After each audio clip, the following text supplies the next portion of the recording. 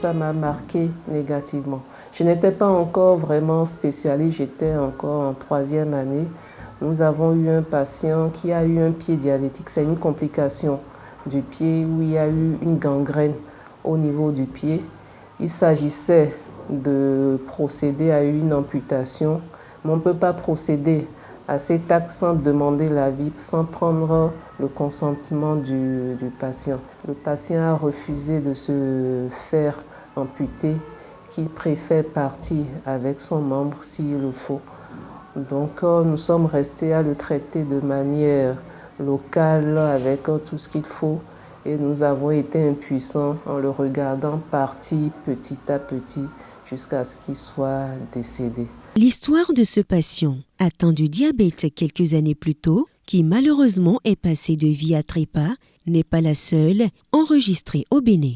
Selon le Programme national de lutte contre les maladies non transmissibles, la prévalence du diabète au Bénin est en constante augmentation, passant de 1,1% en 2001 à 12,4% en 2015.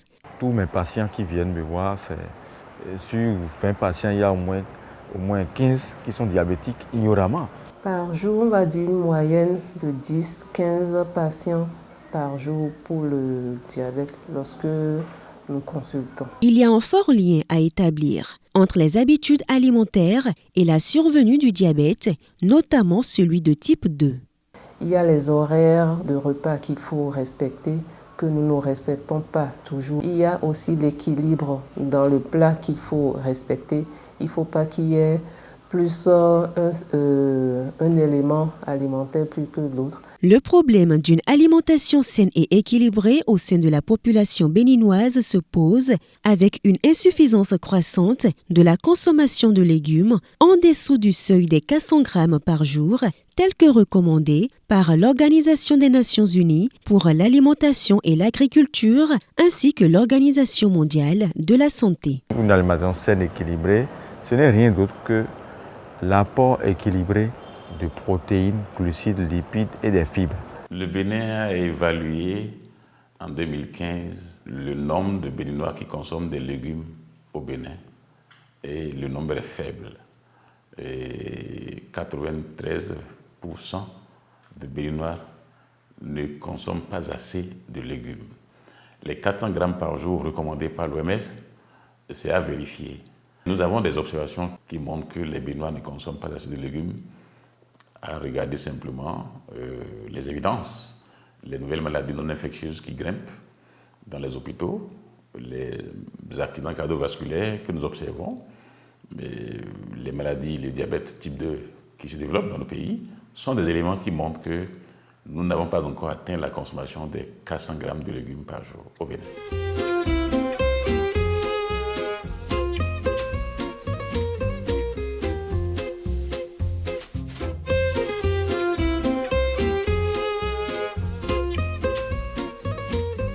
L'insuffisance en consommation de légumes dresse fortement le tapis aux maladies chroniques non transmissibles, au nombre desquelles le diabète, dont les conséquences ne sont pas à négliger. Le premier mécanisme à travers lequel le diabète va agir sur le système cardiovasculaire, c'est ce qu'on appelle l'athérosclérose. Ce phénomène qu'est l'athérosclérose est favorisé par le diabète.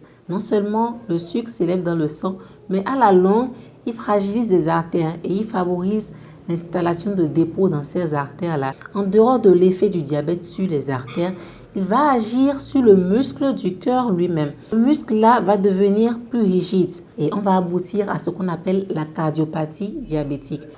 Les conséquences touchent quasiment tout l'organisme, du haut jusqu'en bas. Parce que l'excès de sucre est dans le sang et le sang circule quasiment partout. Donc on peut avoir une atteinte au niveau du cerveau, des yeux, des oreilles, des reins, du cœur et des vaisseaux. Que gagne donc chaque Béninois et Béninoise à consommer fréquemment les légumes? Les légumes, ce n'est rien d'autre que des aliments de couleur verte, des aliments biologiques, des aliments naturels, des aliments gorgés de vitamines, des aliments qui contiennent naturellement des vitamines dont notre santé en a besoin pour notre entretien. Celui qui consomme beaucoup de légumes, il a une digestion facile et le sang circule, le sang n'est pas infecté. Parce que quand le sang est infecté, beaucoup d'infections donnent l'inflammation. Si consommer quotidiennement les légumes garantit une meilleure santé, s'assurer de la qualité des légumes consommés est encore mieux. L'OMS recommande 5 fruits et légumes par jour. Donc, moi, je complète toujours encore qu'il faut que ces légumes soient sains. Parce qu'on peut manger des légumes et te tomber malade, juste à cause des pratiques de production. Il y a l'utilisation abusive de pesticides chimiques, d'engrais chimiques dans les systèmes de production.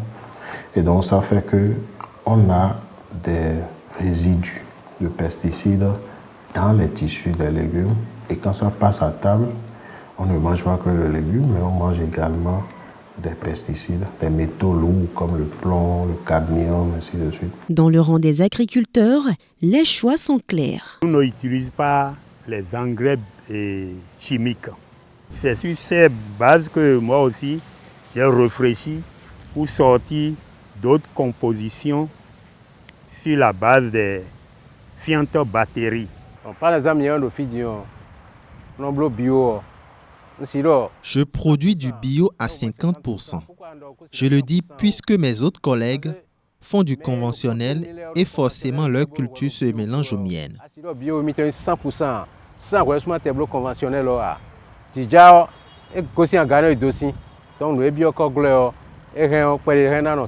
Cependant, les consommateurs semblent imposer aux agriculteurs la production conventionnelle suivant deux facteurs: l'aspect physique que présentent les légumes bio et leur coût. Pour pouvoir acheter les légumes, je regarde ce qui est vraiment vert, puis dedans, c'est souvent ça j'aime.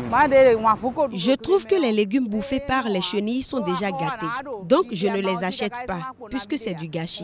Les clients n'aiment pas trop les légumes qui sont un peu touchés ou bien qui ont, je ne sais pas, quelque chose, des petites taches. Eux, ils n'aiment pas. Certains clients préfèrent les légumes qui sont propres et sans taches. Certaines mamans jusqu'à ce jour, quand elles vont sur le marché, elles veulent prendre des légumes non perforés, des légumes qui brillent, des légumes qui sont vraiment jolis. C'est une erreur. Continuons de conseiller nos mamans et tous ceux qui vont sur le marché aller acheter des légumes feuilles, d'acheter les légumes qui sont perforés, des légumes qui ont été bouffés par les insectes. Quand je dis bouffés, les insectes sont nos vis-à-vis. Les insectes sont des vivants. Donc, lorsque l'insecte ne touche pas à un légume feuille, ça veut dire que ce légume-là comporte des produits chimiques. Donc, l'insecte ne touche pas à ce légume-là. Si les consommateurs sont conscients de ces éléments, ça va pousser le producteur à revoir sa façon de produire les légumes. Parce que dans la chaîne de valeur, c'est le consommateur qui dicte comment on va produire le légume. C'est le maillon le plus important. Le budget pour cultiver du bio est assez lourd. Si nous devons récolter tout cet argent au moment de la vente, nos légumes vont coûter 3 fois plus cher.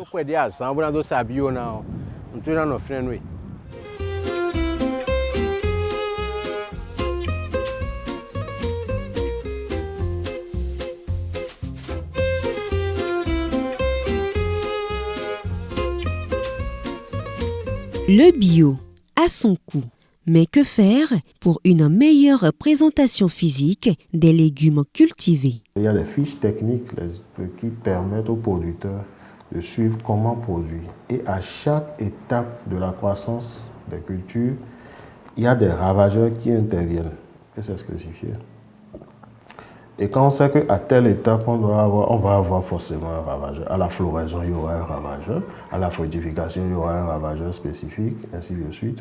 Quand on sait ça, on anticipe et on fait un traitement moins violent. La sécurité alimentaire des populations s'avère cruciale. Pour cela, le projet Cascade, Conseil et Action pour la sécurité alimentaire et le développement des communautés, piloté par CARE et Gain et financé par le Royaume des Pays-Bas, a initié les jardins de cases qui encouragent la culture de légumes frais. C'est une initiative intéressante que le projet Cascade a mis en place pour essayer tant soit peu de... On dit quand on produit soi-même son légume, on essaye de manger sain. Promouvoir les jardins de case, c'est donner les moyens aux consommateurs d'assurer une certaine souveraineté alimentaire, donc de maîtriser ce que l'on produit, ce que l'on mange. Des défis s'imposent cependant pour favoriser une bonne culture de la consommation des légumes dans les ménages béninois. Il faut revenir au jardin scolaire d'abord. Les enfants qui ont produit les légumes ont eu du plaisir à le manger. Ils disent c'est moi-même qui ai produit ça. Tout au moins la curiosité le pousse jusqu'à ce niveau-là. Vous voyez ce que ça fait comme onde de choc, c'est que amener les enfants à commencer par produire les légumes, voilà, va les amener à manger cela et va régler beaucoup de problèmes. La production bio au Bénin rencontre encore de nombreux défis. C'est pour cela qu'au niveau du ministère de l'Agriculture, de l'Élevage et de la Pêche, les dispositions idoines sont prises. Aujourd'hui, ce travail a été véritablement fait par le ministère de l'Agriculture qui chaque année sort la liste des pesticides homologués, d'accord, en fonction des cultures qu'on veut produire. Si c'est les légumes, voici les pesticides qu'il faut utiliser.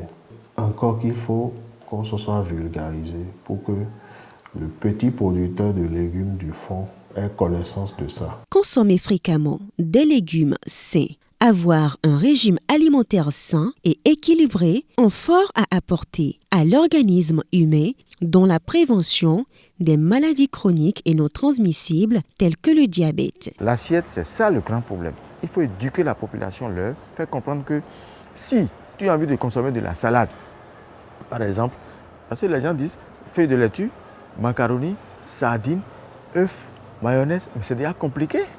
Et vous verrez qu'il y a plus de pâtes alimentaires que de feuilles de laitue.